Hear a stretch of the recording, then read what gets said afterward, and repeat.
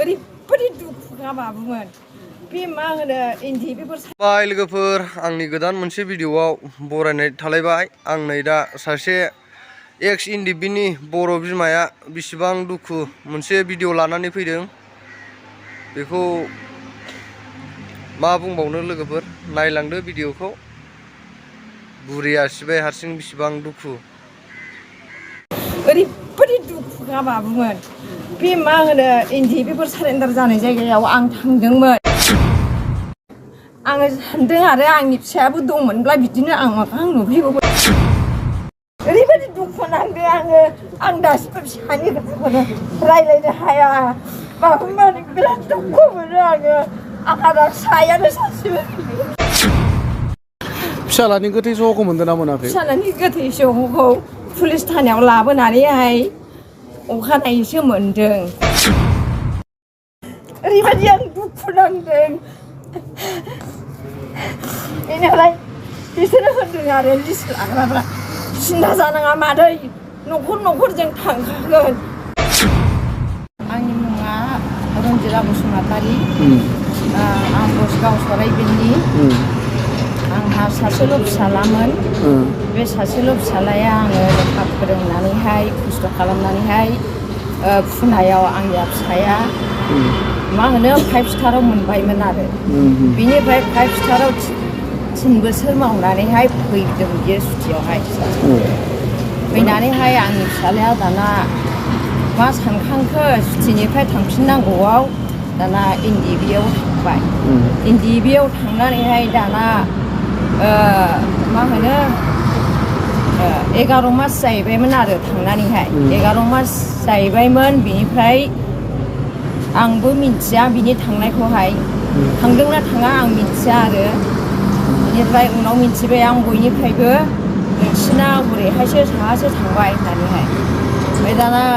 मानो थांखो आंहा सासेल' फिसा साख्रि मोनखानाय 5 स्टाराव मोनखानाय बेफोर फिसाया मानो थांखो बहायलाय माबे सनाव थाङामोन बियो 2013नि जानुवारियाव बियो थांदों ओमफ्राय 2014 जानुवारि 8आव बिखौहाय गावथारनानै लांबाय बबे जायगायाव गावथारजाखो बियो बे साहाथिङै हाग्रा दङना बे हाग्रायावहायनो माने मारै बेबा गावथारखांनायनि उनावसो आङो मिन्थिबाय जोंथ' सबाय फुदोंमोन ओइदिनखालि बेलासिसिम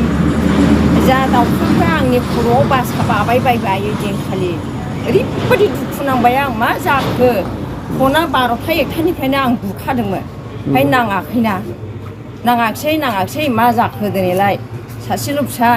आयै होननानैहाय फन हरो सानफ्रामबो ओमफ्राय दिनै मानो आंनि फनखौ हमाखिसै होननानै आं बिराद दुखु मोनबाय आरो बिराद दुखु मोनदों फिसालानि गोथै सहखौ मोनदों ना मोनाखै? फिसालानि गोथै सहखौ पुलिस थानायाव लाबोनानैहाय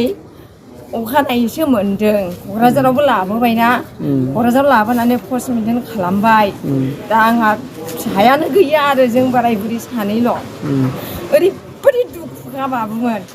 बे मा होनो इन्दि बेफोर सारेन्डार जानाय जायगायाव आं थांदोंमोन थांनायाव दाना सिन्था जानाङा जाबाय